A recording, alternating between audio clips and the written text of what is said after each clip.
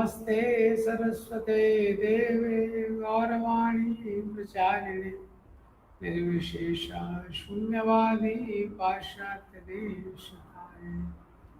जय श्री कृष्ण चैतन्य प्रभु नित्यानंद श्री अद्वैत गदाधर शिवासादि गौर भक्तवृंद। हरे कृष्णा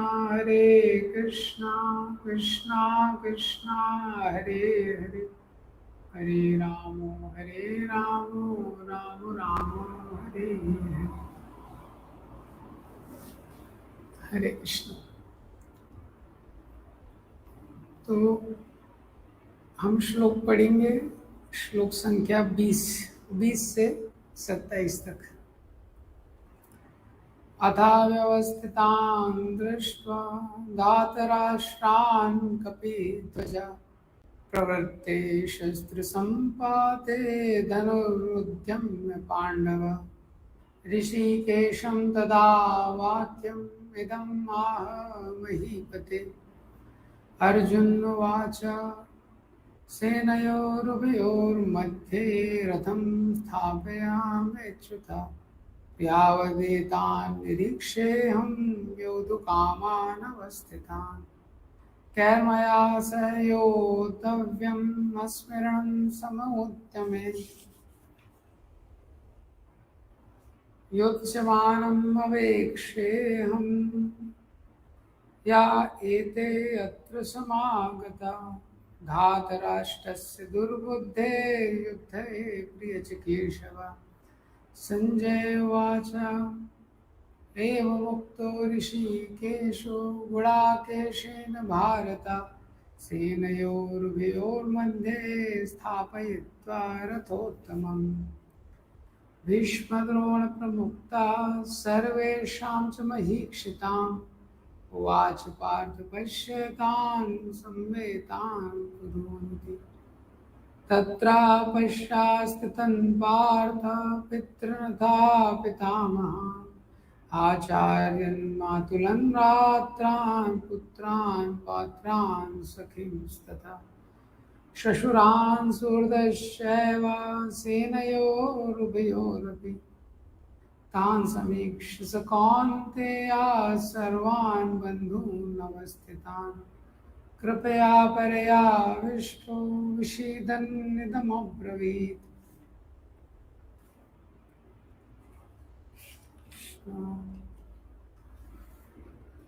तो हम लोग पढ़ रहे थे, कल 19वें श्लोक तक हमने देखा था। सघोषो धातराष्ट्राणां हृदयानि विदारयत्। जब पांडवों की सेना में पांडवों ने दिव्य शंखों को बजाया तो उसका कौरवों की सेना पर क्या प्रभाव हुआ, यहाँ तक हमने कल देखा। तो पहले अध्याय में 46 श्लोक है। तो इस अध्याय में 2 सेक्शन है ब्रॉडली, 1 से लेके 27 और दूसरा है 28 से लेके 46।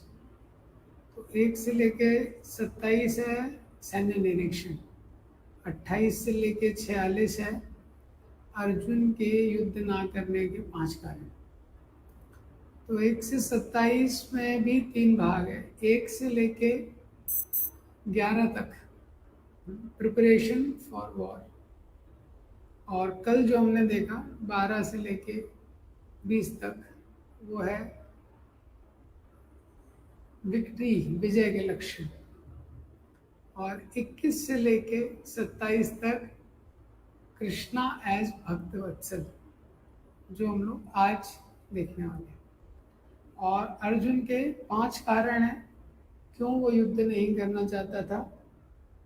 CDEFI, इससे उसको याद रख सकते हैं। C फॉर कंपैशन, उसको दया आ रही थी कृपा के कारण, उसको लगा कि इतने सब लोगों को क्यों मारना है। D for destruction of family tradition, उसको लगा कि कुल परंपरा का नाश हो जाएगा अगर युद्ध होगा। E फॉर एंजॉयमेंट, अर्जुन को लगा अगर मैं युद्ध करूंगा तो जिन लोगों के साथ भोग करना है वो सारे मारे जाएंगे, तो भोग मैं किसके साथ करूंगा। F fear of sin. Arjun को लगा इससे मुझे पाप लगेगा, और आई इन डिसीजन। इतना एनालिसिस करने के बाद अर्जुन फाइनली कंफ्यूज हो गए कि क्या करना चाहिए क्या नहीं करना चाहिए। तो 1 से लेकर 19 तक हमने देखा था। तो आज 20th श्लोक से स्टार्ट करेंगे। अथा व्यवस्थितान् दृष्ट्वा धातराष्ट्रान् कपिध्वजा प्रवृत्ते शस्त्रसम्पाते धनुरुद्यम्य पाण्डवा ऋषिकेशं तदा वाक्यम् इदं नाह महीपते। अथा व्यवस्थितान् दृष्ट्वा, उसके बाद, मतलब जो पिछले श्लोक में हुआ है उसके बाद, शंख बजाने के बाद, व्यवस्थितान् दृष्ट्वा धातराष्ट्रं कपिध्वजा, तो इदम आह महीपते, ये शंख बजाने के बाद जो धृतराष्ट्रान कपिध्वजा, कपिध्वज ये जो नाम है अर्जुन का एक नाम है कपिध्वज, क्योंकि अर्जुन का जो रथ था उसमें जो ध्वज था उस पर एक कपि जो हनुमान जी हैं वो बैठते थे, तो अर्जुन का ही एक नाम यहाँ पे दिया गया है कपिध्वज। तो उस समय जो अर्जुन है जो कपिध्वज है, तो उन्होंने धनुरुद्यम्य पांडवा, अपना धनुष उठा लिया। पांडवा शब्द भी यहाँ पे किसके लिए है? अर्जुन के लिए। तो पांडव 5 हैं, पांडवा नाम धनंजय, लेकिन पांडवों में भी प्रमुख क्या है? अर्जुन है। तो उन्होंने अपना धनुष उठा लिया, महीपते, हे राजन, और फिर व्यवस्थितान दृष्ट्वा धातराष्ट्रं, धातराष्ट्रं धृतराष्ट्र के पुत्रों को सेना में स्थित देखकर उन्होंने ऋषिकेशम तदा वाक्य, भगवान ऋषिकेश से इस प्रकार के बात, उन्होंने इस प्रकार की वचन कहे। तो उस समय हनुमान से अंकित ध्वजा लगे रथ पर आसीन पांडुपुत्र अर्जुन अपना धनुष उठाकर तीर चलाने लगे। तीर चलाने के लिए उद्यत हुए और धृतराष्ट्र के पुत्रों के व्यूह में खड़ा देखकर अर्जुन ने कृष्ण से ऐसे वचन कहे। तो यहाँ से ये जो श्लोक है, इसके आगे से अब भगवद गीता का कन्वर्सेशन शुरू होता है, क्योंकि इससे पहले ऑब्जर्वेशन चल रहा है। संजय ऑब्जर्वेशन बता रहे हैं कि दुर्योधन ने क्या किया। दुर्योधन ने सेना को देखा, उसके बाद भीष्मा ने शंख बजाया, फिर कृष्णा ने शंख बजाया, फिर युधिष्ठिर आदि ने शंख बजाया। तो अभी तक वही चल रहा है संजय का ऑब्जर्वेशन। तो भगवद गीता का जो कन्वर्सेशन है ये श्लोक से 1.20 से लेके 18.74 तक भगवद गीता का कन्वर्सेशन है। अब यहाँ पे बताया गया है कि जैसे ही अर्जुन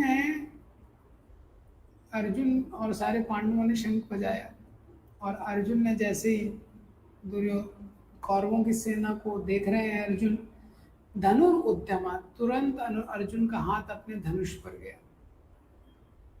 और दुर्योधन ने जैसे ही पांडवों की सेना को देखा था तो इतना भय उसके हृदय में आ गया था, तुरंत वो किसके पास गया था?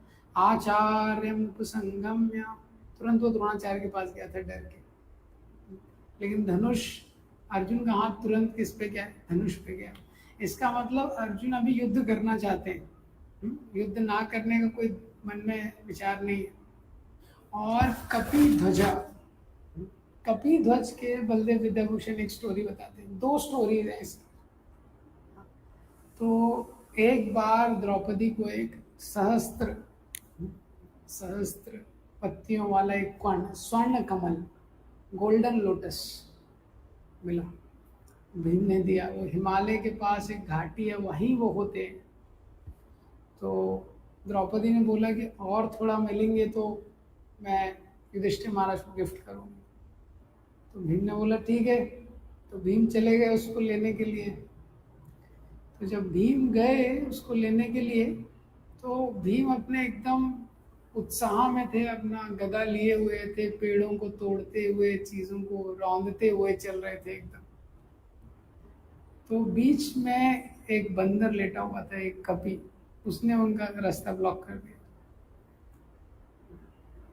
तो भीम ने बोला ये एटिकेट नहीं है, इसको क्रॉस नहीं कर सकते, लांग नहीं सकते, अभी लेटा हुआ है। तो वो बंदर ने बोला अरे क्यों इतना शोर मचा रहे हो, जो खाना है फल वगैरह खा लो। तो भीम ने उसको बोला मेरा रास्ता दो। तो वो बंदर ने बोला मैं तो बहुत वृद्ध हूँ, मेरे चलने हिलने का कोई क्षमता नहीं है। वापस से भीम ने बोला कि मुझे रास्ता दो। वो बंदर ऐसे ही लेटा रहा। तो भीम ने फिर उसको हटाने का कोशिश किया, उसने बोला उसकी पूंछ को एक हाथ से, दो हाथ से, पूरी शक्ति से, वो हिला ही नहीं पाए भीम। तो फिर भीम ने प्रणाम किया, समझ गया कोई तो दिव्य पुरुष है। फिर हनुमान जी ने अपना परिचय दिया। हनुमान जी ने अपना वो रूप दिखाया भीम को, जिस रूप में, जिस साइज में हनुमान जी, जो आकार उन्होंने लिया था समुद्र लांघते समय। तो भीम ने बोला आप हमारे साथ युद्ध में सहायता कीजिए। तो हनुमान जी ने बोला मेरा टाइम चला गया है अभी, त्रेता युग में मैंने करा था जब मेरा रोल था, अभी मेरा रोल नहीं है, लेकिन मैं अर्जुन के ध्वज में रहूंगा। और युद्ध में जब तुम, युद्ध में जो क्षत्रिय होते हैं बहुत उत्साह में रहते हैं और चिल्लाते हैं शत्रु पक्ष के ऊपर।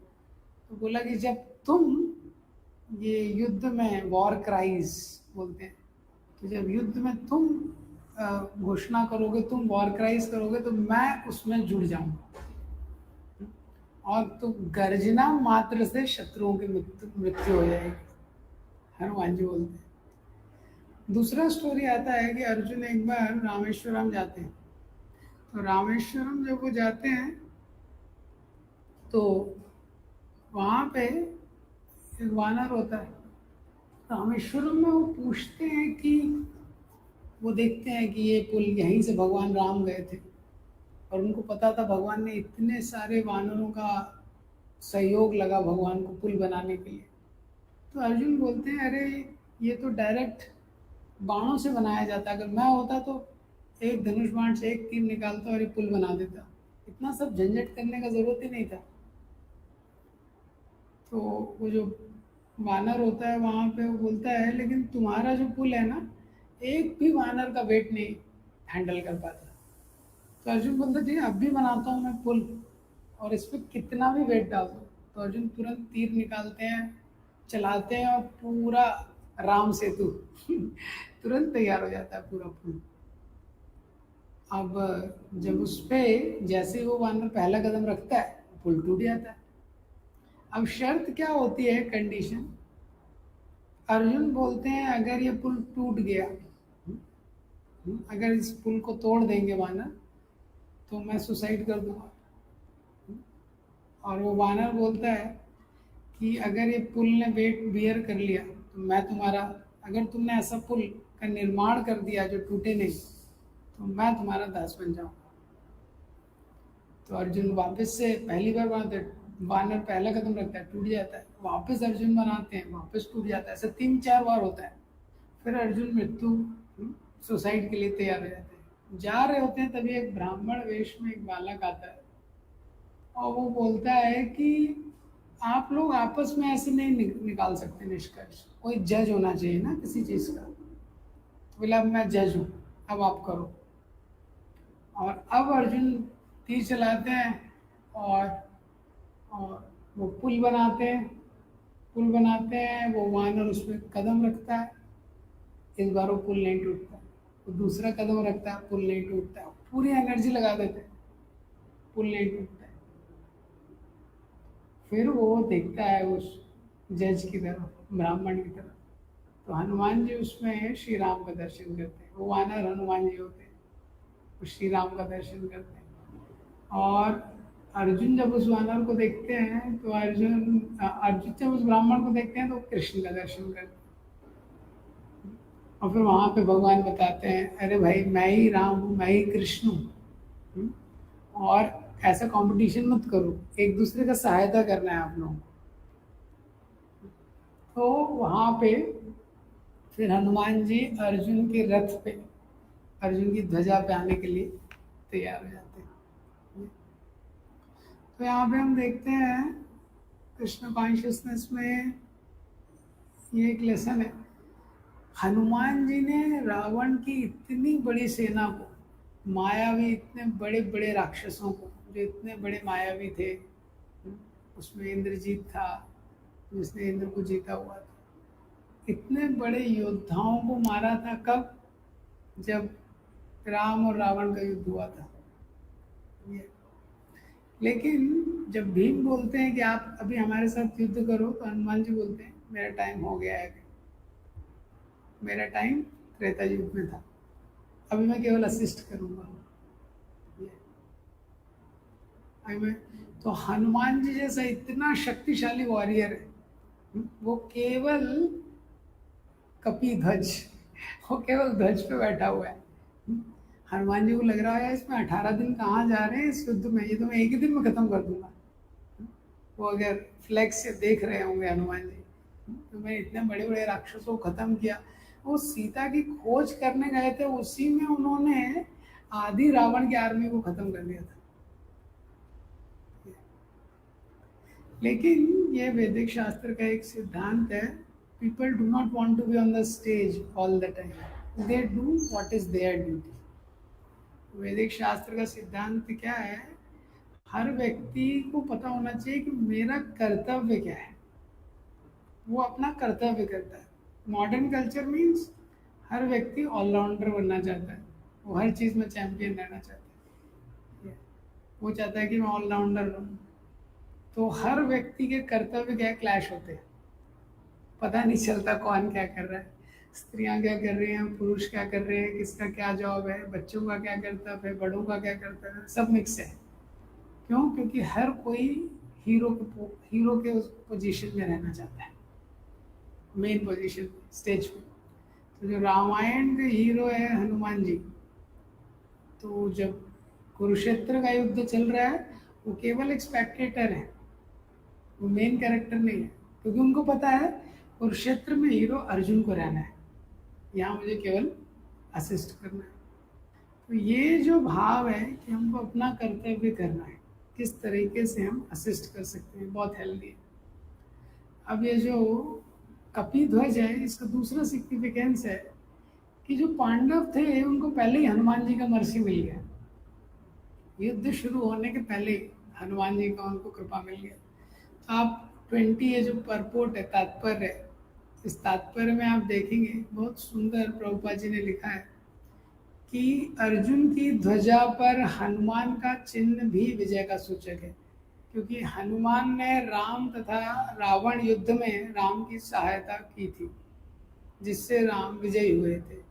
इस समय अर्जुन की सहायता के लिए उनके रथ पर राम तथा हनुमान दोनों उपस्थित हैं।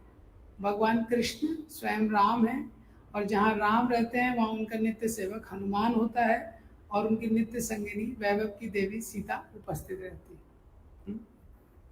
तो हनुमान जी ने राम जी को विजय दिलाई थी, तो हनुमान जी अर्जुन के ध्वजा पे हैं, और जो राम जी हैं वही कृष्ण हैं, वो अर्जुन के रथ पे ही है।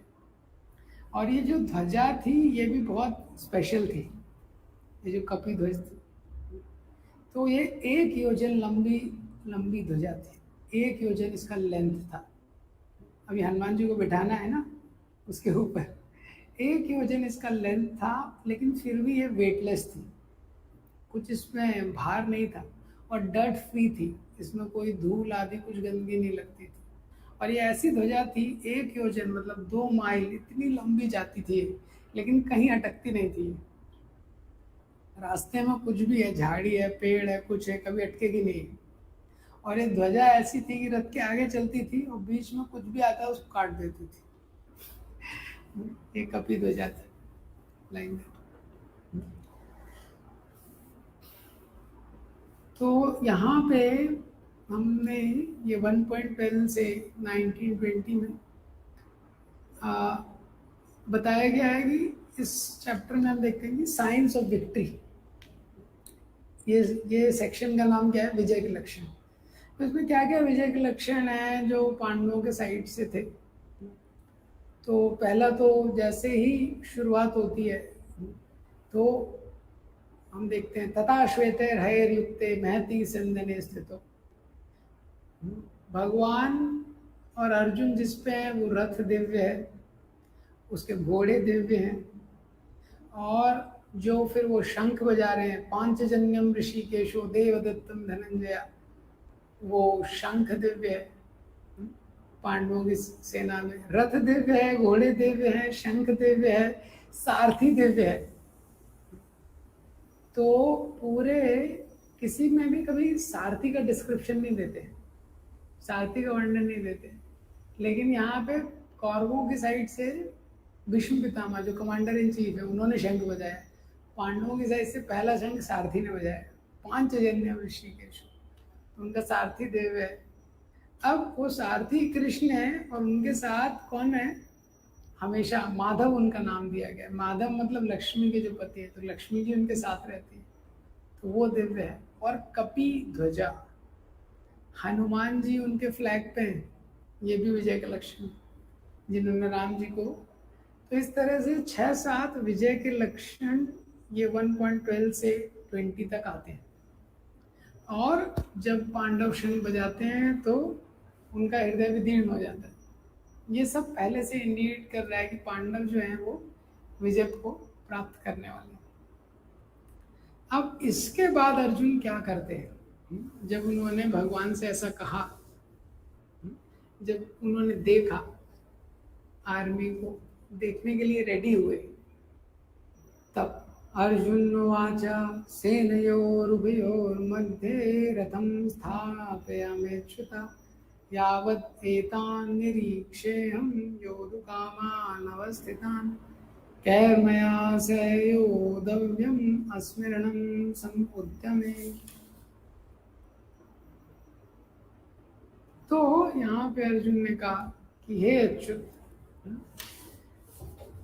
कृपा करके आप जो मेरा रथ है, सेनयोर उभयोर मध्य, ये जो दोनों सेनाएं हैं, उभयोर इन दोनों के बीच में मध्य स्थापित, आप जो मेरा रथ है ये दोनों सेनाओं के बीच में स्थापित कर दीजिए।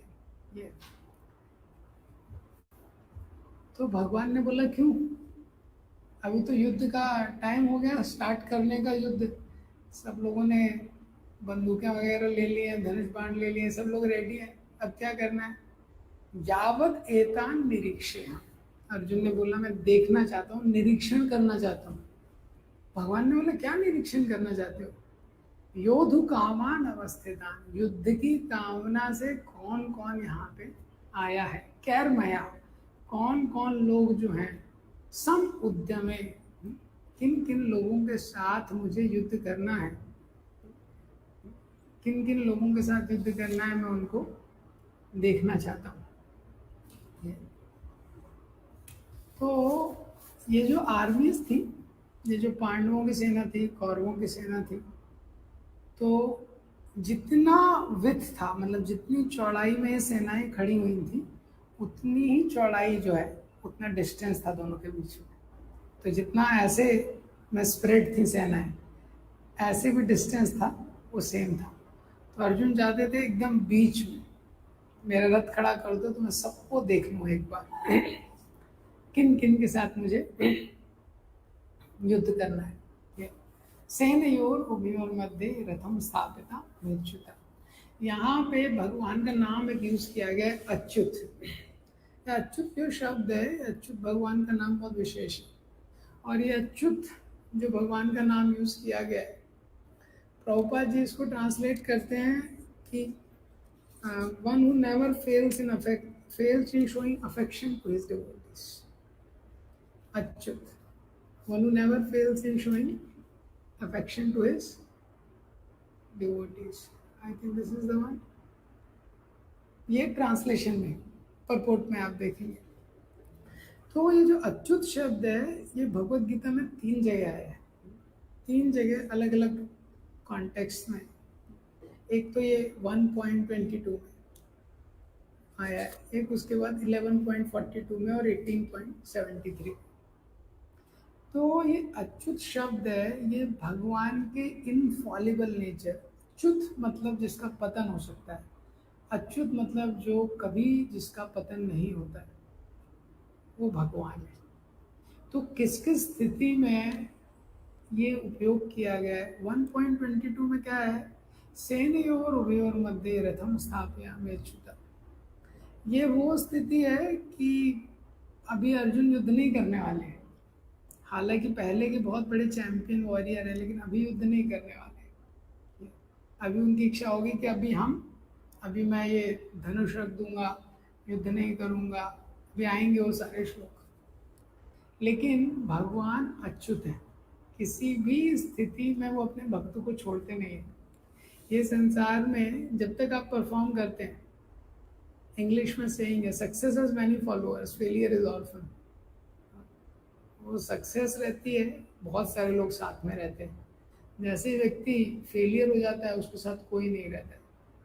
लेकिन भगवान एक ऐसे साथी हैं, वो किसी भी परिस्थिति में नहीं छोड़ते, कभी रिजेक्ट नहीं करते इसके लिए। इसी तरह जो 11.42, तो 11.42 में क्या है? भगवान अर्जुन को अपना विराट रूप दिखाते हैं। वो विराट रूप इतना भयानक है, इतना विशाल है, इतना विकराल है, सारी दिशाओं में फैला हुआ है।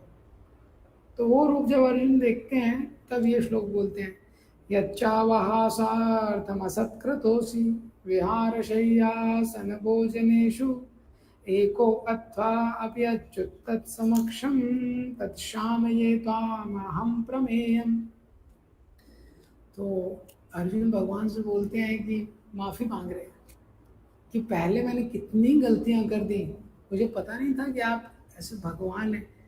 विहार शय्यासन भोजनेषु, आपके साथ मैं घूमते रहता था, आपके साथ एक बेड पे सोया हूँ, आपके साथ एक आसन पे बैठा हूँ, आपके साथ खाना भोजन किया है मैंने, कितनी बार आपके साथ मजाक किया है।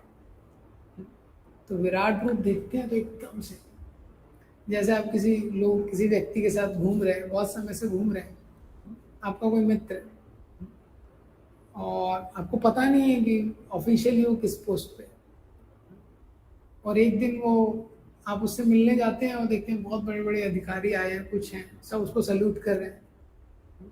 तो पता चलता है वो कमिश्नर है पुलिस का। तो तुरंत आपका माइंड अभी चेंज हो जाएगा, हालांकि इतना समय मित्रवत उसके साथ आपने व्यतीत किया है, लेकिन आपको पता नहीं था उसका एक्चुअल आइडेंटिटी। तो अब जब आइडेंटिटी रिवील होगा, तो आपका भाव उसके प्रति चेंज हो जाएगा। तो इसी तरह अर्जुन ने जब विराट रूप देखा, तो माफ़ी मांगने लगे भगवान से। ये तो भगवान अच्युत हैं। ये संसार में भगवान ऐसे हैं, भगवान का अनलिमिटेड पेशेंस है। जीवात्मा इतनी गलतियां करता है, इतनी गलतियां करता है, भगवान लेकिन अनलिमिटेड उनमें पेशेंस है। ऐसी कोई गलती नहीं है भगवान माफ़ नहीं कर सकते, भगवान उसको क्षमा करते रहते हैं। तो भगवान रावण को भी क्षमा करने रेडी थे। हनुमान जी ने बोला, अरे अभी भी तुम जाओगे, भगवान करुणा निधान है, अगर उनका आश्रय लोगे तो क्षमा कर देंगे। तो इसलिए उनको अच्युत बोला गया है। और 18.73 में अर्जुन बोलते हैं, नष्टो मोहा स्मृतिर्लब्ध्वा तत्प्रसादात् मेच्युता। कि नष्टो मोहा स्मृतिर्लब्ध्वा, मेरा मोह चला गया और मैं स्मृति मैंने प्राप्त कर ली। नष्टो मोहा, कैसे हुआ ये सब? अर्जुन बोल रहे हैं, मैं तो इतने डिप्रेशन में चला गया था, ये सब कैसे हुआ? तत्प्रसादात्, आपकी कृपा से, आपकी कृपा से ये सब हुआ। इसलिए भगवान को अच्युत बोला गया है। तो भक्तों पे मर्सी करने में वो कभी फेल नहीं होते। इसलिए हम देखते हैं इतने सारे लीला हैं, क्लाइमैक्स पे भगवान कभी लेट नहीं होते।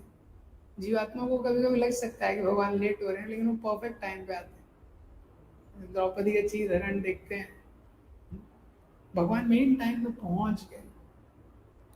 इसी तरह हम देखते हैं कि जब गजेंद्र 1000 वर्षों तक युद्ध चला, पहले गजेंद्र ने अपनी शक्ति का प्रयोग किया, फिर जो गजेंद्र की जो पत्नियां वगैरह थी वो उसको खींच रही थी। सब कुछ प्रयास करने के बाद गजेंद्र समझ गए कि मेरी शक्ति के परे है, ये जो ग्राह है, ये जो मगरमच्छ है, बहुत शक्तिशाली। तो प्रार्थना करने लगे, पिछले जन्म में जो उन्होंने प्रार्थना की थी याद आ गई, और भगवान तुरंत गरुड़ पे आते। तो भगवान कभी लेट नहीं होते अपने भक्तों पे कृपा दिखाने में, इसलिए उनको दिया बोला गया अच्युत। तो जो अच्युत शब्द की व्याख्या है ये पहले पैराग्राफ में की गई है परुपुट के तात्पर्य के, आप लोग उसको पढ़ सकते हैं, बहुत सुंदर तात्पर्य प्रभुपाद जी ने लिखा है। और जो पहला पैराग्राफ है उसमें बताया गया है यहाँ भगवान तथा उनके सेवक का संबंध अत्यंत मधुर एवं दिव्य होता है। सेवक स्वामी की सेवा करने के लिए सदैव उद्यत रहता है और भगवान भी भक्त की कुछ ना कुछ सेवा करने की कोशिश करते रहते हैं, वे इसमें विशेष आनंद का अनुभव करते हैं। तो पहले पैराग्राफ में प्रभुपाद जी ने अच्युत शब्द को एक्सप्लेन किया है केवल, और सर्वेंट और मास्टर के रिलेशन को बताया, क्योंकि जीव इस संसार में स्वामी को खोज रहा है। दुर्भाग्यवश भूतकाल में उसने गलत स्वामियों को चुना है। एक बार उसको आदर्श स्वामी मिल जाए तो वो कभी स्वामी नहीं बनना चाहेगा, वो हमेशा क्या रहना चाहता है, वो हमेशा सेवक रहना चाहता है। तो स्वामी और सेवक का ये जो संबंध है बहुत मधुर होता है।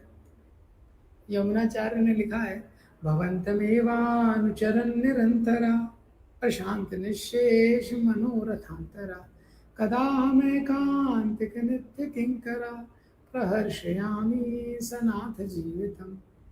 भवंतम एवानुचरन निरंतरा, वो प्रार्थना कर रहे हैं यमुनाचार्य, भवंतम हे भगवान आप अनंत हैं, अनुचरण निरंतरा मैं आपका नित्य सेवा करना चाहता हूँ, निरंतर चरण अनुचरण निरंतर आपकी सेवा में लगा रहना चाहता हूँ।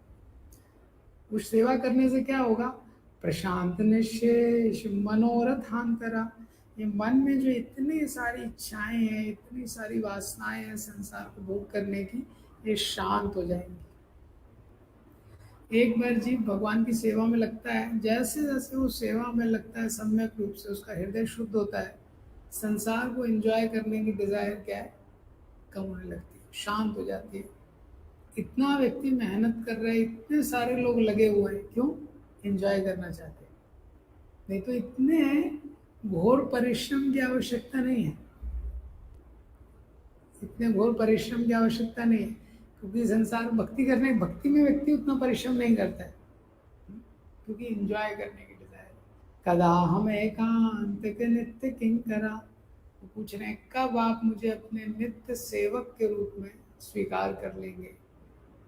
प्रहर्षयामि, जब ऐसा होगा तो क्या होगा, प्रहर्षयामि मेरा हृदय एकदम प्रफुल्लित हो जाएगा, प्रसन्न हो जाएगा। सनाथ जीवितम, उस दिन मैं सनाथ हो जाऊंगा।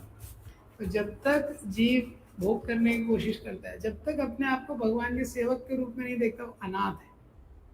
वो कब सनाथ हो जाता है, वो स्वामी स्वीकार कर लेता है। स्ट्रीट डॉग और पेट डॉग का एग्जाम्पल देते थे प्रभुपाद जी। स्ट्रीट डॉग है, उसका कोई नाथ नहीं है, ऐसे ही घूम रहा है, ऐसे ही जितने सारे जीवात्मा घूम रहे हैं। लेकिन जब कोई भक्त बन जाता है, भगवान को स्वीकार कर लेता है, वो क्या हो जाता है, सनाथ, उसको नाथ मिल जाता है। तो इसके ऊपर बहुत ये है सर्वेंट और मास्टर का रिलेशन, बहुत स्वीट रिलेशन है। लिविंग एंटिटी के लिए सबसे स्टेबल ये चीज़ है, जब वो अपने आप को भगवान के सेवक के रूप में। प्रहलाद महाराज ने भी नरसिंहदेव से प्रार्थना किया है, अहम तुम कामश्या भक्ता तुम चा स्वामी निरापाश्रया। तो प्रहलाद महाराज बोलते हैं नरसिंहदेव से कि मेरा और आपका जो संबंध है वो ऐसे ही रहने दीजिए। प्रहलाद नरसिंहदेव बहुत सारे प्रलोभन उनको देते हैं, प्रहलाद महाराज बोलते हैं आप स्वामी हैं और मैं दास हूँ, सेवक हूँ, बस यही हमारा संबंध है, इसके अलावा और कुछ नहीं, और यही रहने दीजिए डीलिंग्स में। तो इसके बाद जो 23rd श्लोक है, योत्समानम् अवेक्षेऽहं या एते अत्र समागता धातराष्ट्रस्य दुर्बुद्धे युद्धे प्रियचिकीर्षवा। तो इस श्लोक में अर्जुन बोलते हैं योत्समानम् अवेक्षेऽहं, युद्ध की इच्छा से एते अत्र समागता, समागता जो इकट्ठे लोग हुए हैं, यहाँ पे युद्ध की इच्छा से जो लोग एकत्रित हुए हैं, एक्ष अवेक्षे हम, मैं उनको देखना चाहता हूँ। तो देखना चाहता हूँ का मतलब क्या है? अर्जुन देखना चाहते हैं कि ठीक है अभी किसके साथ युद्ध करना है, उसकी कितनी शक्ति है, उसका आकलन करना चाहते हैं। और धातराष्ट्र मतलब धृतराष्ट्र के पुत्रों का। अब धृतराष्ट्र के तो बहुत सारे पुत्र हैं, लेकिन धृतराष्ट्र से दुर्बुद्धे, उसका जो एक मेन पुत्र है दुर्बुद्धि है, जो कौन? दुर्योधन। धातराष्ट्र से दुर्बुद्धे युद्ध प्रिय चिकीर्षवा। प्रिय चिकीर्षवा मीन्स मित्र। अर्जुन बोल रहे हैं मैं देखना चाहता हूं कि युद्ध की इच्छा से एकत्रित यहाँ पे जो धृतराष्ट्र के दुर्बुद्धि पुत्र दुर्योधन का प्रिय चाहने वाले हैं, प्रिय चिकीर्षवा यानी उसके मित्र हैं, उनको देखना चाहता हूँ। क्योंकि धृतराष्ट्र दुर्योधन तो शुरू से ही अधर्म कर रहा था। मित्र का कर्तव्य है धर्म की ओर ले जाना। हाँ, मित्र मतलब जो अपने मित्र का हित चाहता है, तो मित्र का कर्तव्य है धर्म की ओर ले जाना। और यहाँ पे ये मित्र, मैं देखना चाहता हूँ कि इसके मित्र कौन है, क्योंकि ये अधर्म कर रहा है तो मित्र भी वैसे ही होंगे। हाँ, अधर्मी मित्र होंगे, नहीं तो वो उसको बताते कि तुमको धर्म करना चाहिए। ये अर्जुन का स्वभाव है। तात्पर्य में प्रभुपाद जी ने लिखा है अर्जुन क्यों देखना चाहते थे, इसी को एक्सप्लेन किया गया। तो जो मित्र शब्द है, डेफिनेशन ऑफ फ्रेंड, भगवान का उदाहरण हम देख सकते हैं, कृष्णा और सुदामा। एक मित्र का उदाहरण है द्रुपद और द्रोणा। तो उन लोगों में कितने, पहले द्रोणा ने प्रॉमिस किया, द्रुपद ने प्रॉमिस किया वचन, वो फुलफिल नहीं किया। फिर उसके बाद द्रोणाचार्य ने अटैक किया, उसके बाद फिर द्रुपद ने यज्ञ किया मारने के लिए। द्रुपद ने यज्ञ किया, उससे द्रोणाचार्य को मारने के लिए अश्वत्थामा, दुष्टद्युम्न और द्रौपदी निकली। तो कितना ये संसार की मित्रता का स्वभाव है। और जो आध्यात्मिक जगत है वो कृष्णा और सुदामा। सुदामा इतने गरीब हैं और भगवान द्वारिकानाथ है, लेकिन मित्रता पे उसका कोई प्रभाव नहीं है।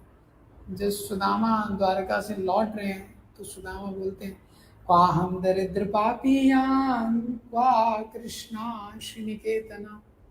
सुदामा बोलते हैं मैं कौन हूँ, क्वा हम दरिद्र, मैं कैसा दरिद्र हूँ, पापियां, हम पापी हूँ, क्वा कृष्णा श्रीनिकेतना, और कहाँ कृष्ण है जो लक्ष्मी के स्वामी है, ब्रह्म बंधु समायन, और मैं कैसा पुअर ब्राह्मण हूँ, बाहुभ्याम परिरंभिता, लेकिन ऐसे द्वारिका नाथ ने इतने भाव से मेरा आलिंगन किया। सुदामा याद कर रहे हैं।